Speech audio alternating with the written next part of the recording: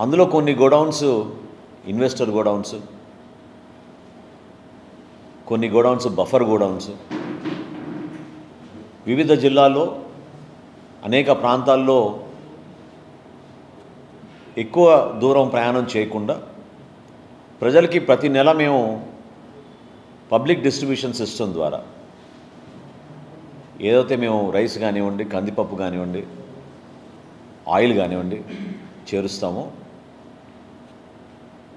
ప్రజలకే కాకుండా ఐసిడిఎస్ ద్వారా అంగన్వాడీ కేంద్రాలకి, అదేవిధంగా హాస్టల్స్కి కూడా, సోషల్ వెల్ఫేర్ హాస్టల్స్కి ఈ సరుకు పంపించే బాధ్యత పౌర సరఫరాల శాఖ నుంచి మేము నిర్వర్తిస్తూ ఉంటాం. ఈ 104 గోడౌన్స్లో మొన్న 26వ తారీఖున మా ఎండి గారు మనజీర్ గారు ఒక మార్పు తీసుకురావాలి, అసలు ప్రతి గోడౌన్లో ఎంత ఉంది లెక్క మనకు తెలియాలి. ఎందుకంటే ఖరీఫ్ మాసంలో మేము మరొకసారి ధాన్యం కొనుగోలు చేస్తున్న సందర్భంలో స్టాక్ ఎంత ఉంది మన దగ్గర, ఎంతవరకు మనం ధాన్యం కొనుగోలు చేయాలి, అట్ ద సేమ్ టైం ఎక్కడ ఏ గోడౌన్లో మేము ఎంత వీటిని భద్రపరచాలని దానిపైన ఒక కొత్త సాఫ్ట్వేర్ తయారు చేసి వేర్ హౌస్ మేనేజ్మెంట్ సిస్టమ్ అని ఒక కొత్త సంస్కరణ తీసుకొచ్చారు. ఇది 26వ తారీఖు నవంబర్న. అదే రోజున ఆయన ఆన్లైన్ ట్రైనింగ్ ప్రోగ్రాం పెట్టి రాష్ట్ర వ్యాప్తంగా ఉన్న ఈ గోడౌన్ల యాజమానులు, వాళ్ళ మేనేజర్స్, వారితో పాటు పౌర సరఫరాల శాఖలో ఉన్న జిల్లా అధికారులందరినీ కూడా ఆ ట్రైనింగ్ ప్రోగ్రాంలో మేము ప్రత్యేకంగా ఏ విధంగా రేపు ఉదయం నుంచి మీరు గోడౌన్లో తనిఖీలు చేసి ఆన్లైన్ మీరు నమోదు చేయాలి వివరాలనే దానిపైన ఒక శిక్షణా తరగతి మేము 26వ తారీఖున ప్రారంభించాం. విచిత్రం ఏంటంటే మరుసటి రోజు 27వ తారీఖున మచిలీపట్నంలో జేఎస్ గోడౌన్స్ అనే ఆ యాజమాని వారు మాకు సడన్గా స్టాక్ కొరత కనపడింది, షార్టేజ్ ఉంది మా స్టాక్లో. దాదాపు ఈ షార్టేజ్ మేము ఒక టెక్నికల్ ప్రాబ్లంగా దాన్ని చిత్రీకరించారు. ఆ ప్రాంగణంలో ఉన్న ఒక వే బ్రిడ్జ్, లారీ వే బ్రిడ్జ్ ఏదైతే ఉందో అక్కడ వేయిమెంట్లో పొరపాటు వచ్చింది. కాబట్టి మేము 3,000 సుమారు బ్యాగ్స్ మేము షార్టేజ్ మాకు కనపడుతుంది. దీన్ని మేము బాధ్యత తీసుకుని ప్రభుత్వం ఏ నిర్ణయిస్తే అది దాన్ని బట్టి మేము తిరిగి చెల్లిస్తామని చెప్పి 27వ తారీఖున జయసుధ గారు లెటర్ రాశారు, joint collector Krishna district.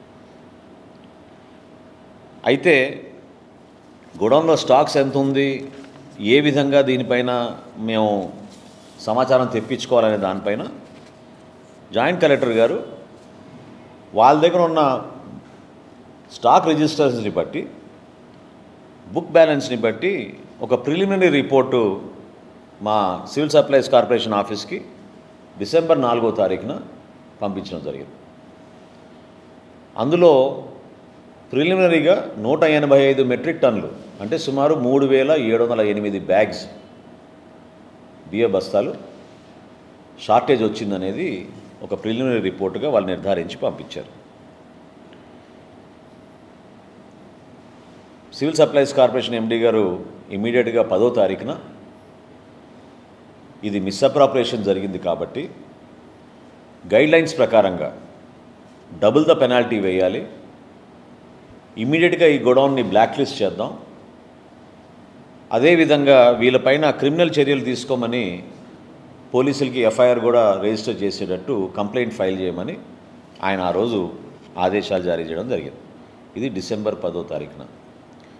Double the amount అని ఎందుకు అంటున్నానంటే ఎప్పుడైనా క్షేత్రస్థాయిలో మేము పోయి పరిశీలించినప్పుడు అది పీడిఎస్ రైస్ కానివ్వండి, లేకపోతే గోడౌన్లో షార్టేజ్ ఉన్నా కానివ్వండి, 1 మెట్రిక్ టన్ కన్నా ఎక్కువ ఉంటే ఖచ్చితంగా మాకున్న చట్టం ప్రకారంగా అమౌంట్ని డబుల్ చేసి మేము వాళ్ళ దగ్గర నుంచి ప్రొసీడింగ్స్ ఇష్యూ అయ్యే విధంగా చేస్తాం.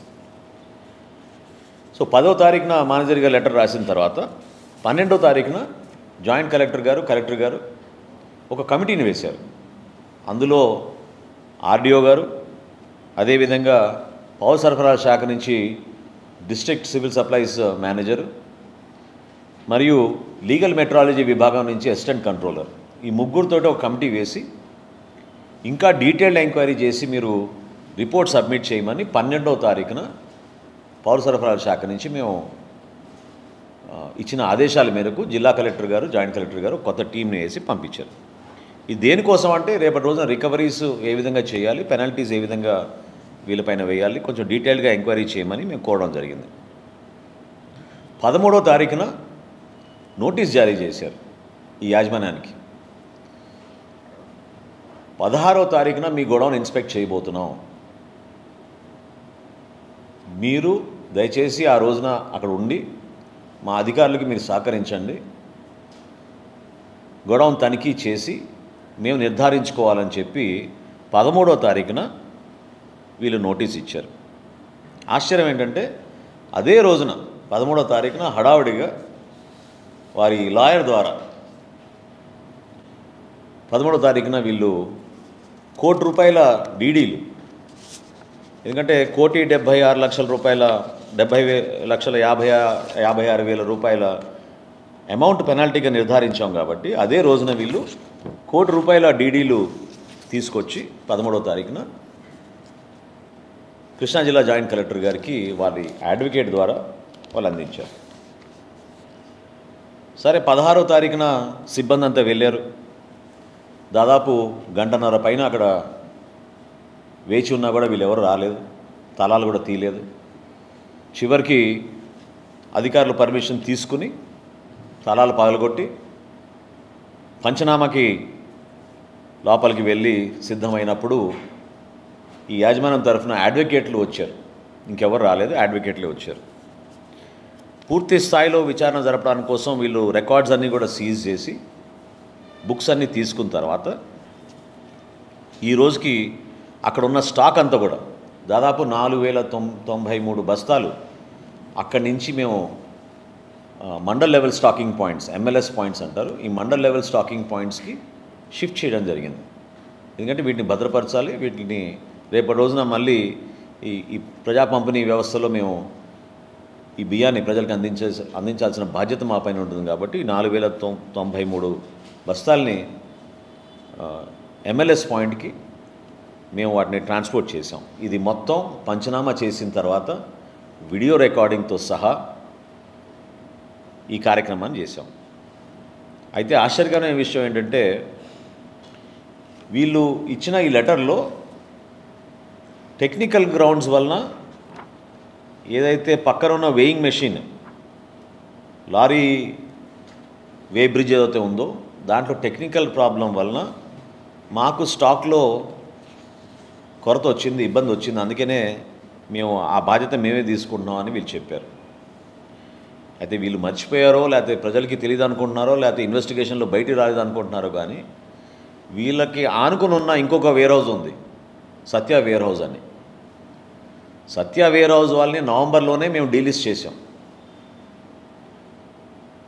సత్య వేర్ హౌస్ వాళ్ళు ఎప్పుడు కూడా ఈ వేర్ బ్రిడ్జ్ గురించి కంప్లైంట్ చేయలేదు. వాళ్ళు ఎప్పుడు కూడా మాకు టెక్నికల్ ప్రాబ్లం ఉంది, మాకు స్టాక్ షార్టేజ్ వచ్చిందని వాళ్ళు ఎప్పుడు చేయలేదు. అంటే ఏ స్థాయిలో వీళ్ళు పోయి ఎవిడెన్స్ని డిస్ట్రాయ్ చేయాలని ట్రై చేశారో ఇదొక ఉదాహరణ. సరే, మొత్తానికి ఎఫ్ఐఆర్ రిజిస్టర్ అయింది. ఈరోజు మనకు వచ్చిన రిపోర్ట్ ప్రకారంగా 243 మెట్రిక్ టన్స్ అంటే 4,840 బస్తాలు షార్టేజ్గా నిర్ధారించారు. దీన్ని మనకున్న నిబంధనల ప్రకారం అంచనా వేస్తే 2,23,56,000 రూపాయలు.